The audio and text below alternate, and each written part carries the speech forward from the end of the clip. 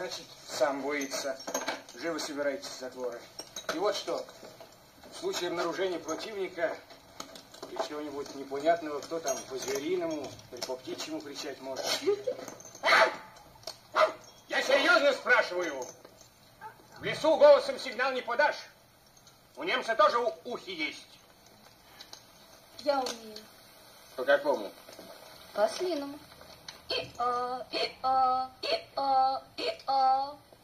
А что, похоже? Ослы здесь не водятся.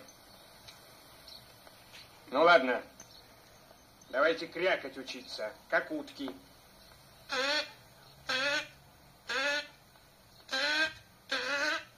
Так селись и нютица подзывает. Точно. Условимся так. 2 кряка, внимание, вижу противника. 3 кряка, все ко мне. Все понятно, товарищи бойцы? И кормильцам